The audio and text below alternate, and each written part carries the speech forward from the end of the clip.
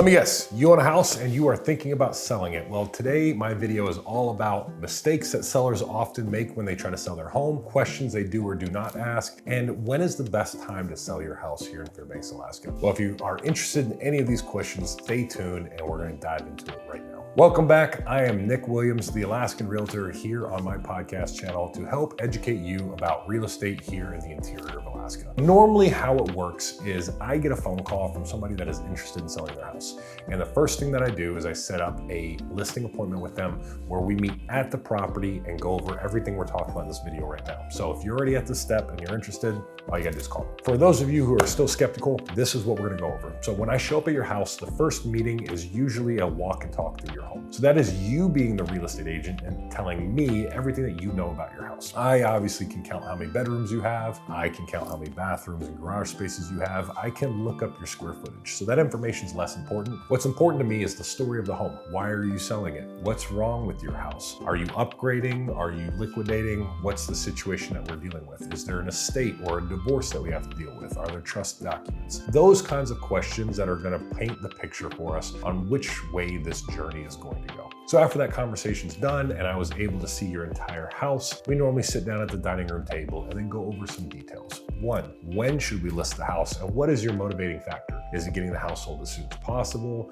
making as much money as possible, or something else? Normally, it's one of those two. I'm underneath some debt and I gotta get out from under it, or I have this thing that's worth a lot of money and I want to liquidate it so that I can use that money for other things, paying down debts or buying another house. That is up to you. So once I have all this information, the conversation goes a little bit smoother and we start talking about should we list in April or May, yada, yada, yada. Which brings us to a great talking point. When should you list your home? That's obviously a personal decision, but based on the market, we have data that year after year tells us pretty much the same thing because it's a naturally occurring cycle in our market. If you are looking to get the most out of your house profit-wise, try to sell your house when there's no snow on the ground. If you have something that can't compete with the other houses on the market at a given point in time, those usually sell in the winter months when there's snow on the ground. Do your best not to list during an economic crisis like the financial crisis of 2008, COVID, or the government shutdown. However, statistically, right after those things end is a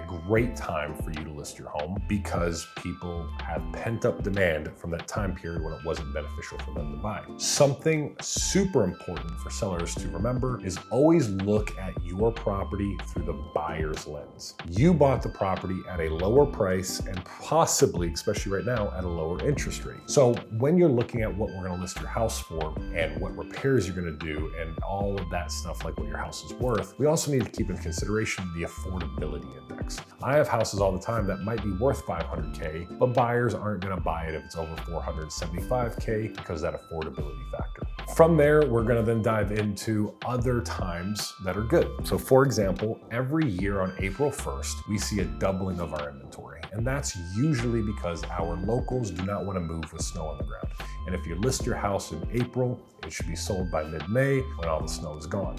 Hence why that is usually a very big trigger moment in our annual calendar. So December, January, February are statistically the worst months to sell your home. Why? In December, you got Christmas and heating oil bills, travel, stuff like that.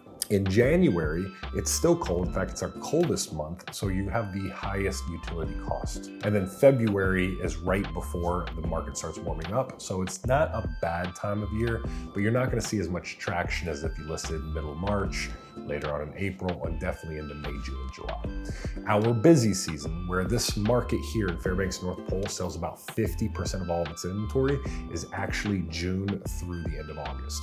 Then in August, the guys start disappearing from town because they're going caribou and moose hunting through September into October, and therefore that period of time is a little bit slower. Then we get our last hoorah in October before the snow flies, and then things start slowing down again around Thanksgiving. So that's your annual calendar. The same thing happens year after year after year. The only difference is the role that interest rates play. And when we have a low interest rate, you see more buyer activity. And when you see a higher interest rate, you're gonna see more seller activity. By buyer activity, I specifically mean multiple offers or bidding wars. And by seller activity, I mean the things that we are gonna try to avoid when we sell your house, which is price drops, incentives, discounting, and so on and so forth. So that's kind of your timeline and kind of like stuff to keep in mind when you're trying to figure out when to sell your house. Something else that I highly suggest you remember is, what do the buyers normally have as far as hesitations go when looking at houses? And the first thing is always the same thing.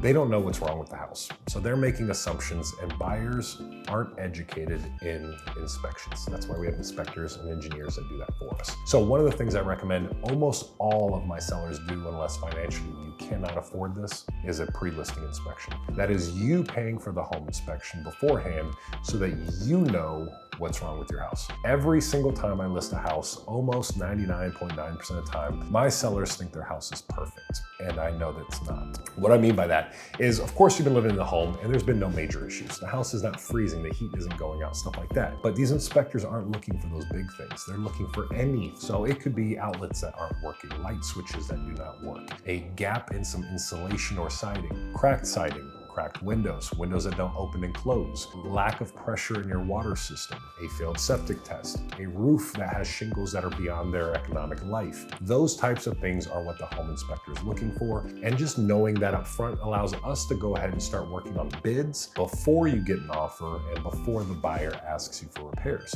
That way, we're not stuck between a rock and a hard place. We have information to make an informed decision, which I think is the best way to move forward in real estate. Other things that I'd like to comment as far as staging goes, the number one thing you can do to increase your value of your home is present it in the cleanest, decluttered, best way possible. The difference between two identical homes, one that is clean and one that is dirty, is not only the days on market for how long it takes to sell, but it's also the purchase price that buyers are willing to pay. So if you clean your house spick and span to the point where there's no visual imperfections, you can on average charge 2% more than a house of equal condition with worse cleanliness, I guess is the word. So keep your house clean as possible. You are presenting it to the entire world, and people want to buy shiny new things, not dirty old things. That's tip number one. Tip number two is put all of your effort possible into your staging before the photography. Realtors like me pay for your professional photography. So don't worry about the expense or the cost.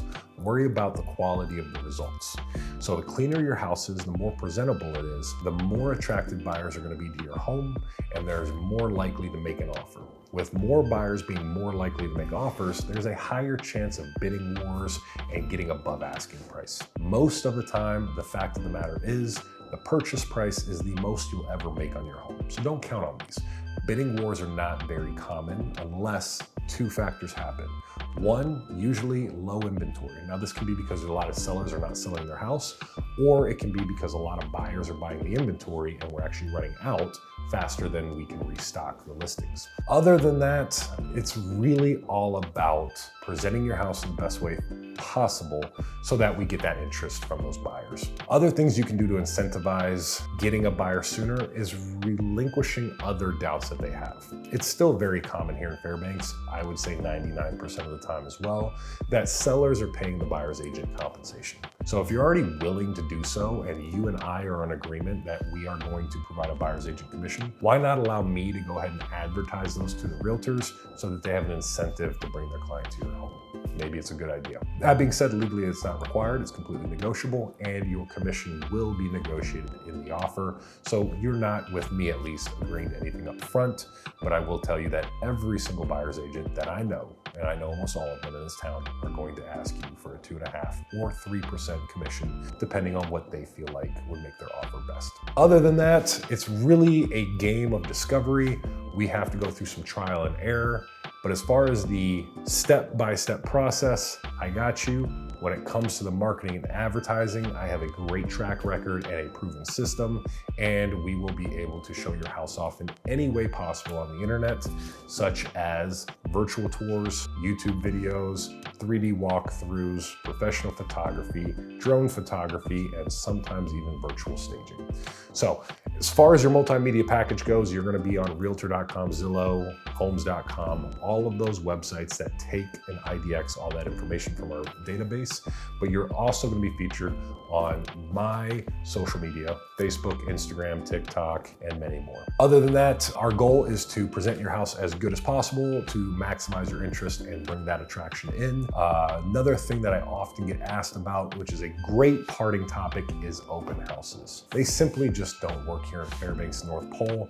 Our population enjoys the internet a little bit more. We have hosted dozens of open houses, and in the end, what usually happens is your neighbor comes by to check out the inside of your house because they've seen it from the outside for the last 5 years. They've never been inside. What we rarely see is realtors or buyers actually showing up at the open house and participating. Trust me, if anybody, I want to do the open house because it gives me the opportunity to capture that buyer and be a double-sided agent between the buyer and seller, but that's just not the case because they don't show up here. We've tried this, big houses, little houses, nice houses, and ugly cheap houses, and it never actually works out here. Feel free to ask other realtors in Fairbanks what their opinion on open houses are, but only the high-end homes do brokers opens occasionally, allowing real estate agents an early peak for their clientele. That's the only thing that sometimes works, and I can be honest with you and say I've never attended those either. So if you have any other questions about listing your house and what you should or shouldn't do, drop it in the comments below. I will tell you if you should or shouldn't do it, and I might even give you some more tips and tricks as soon as we build a little bit of a conversation. So I look forward to talking to you guys in the comments below. Thank you for watching my video and have an amazing day. And if you are a seller thinking about listing their home,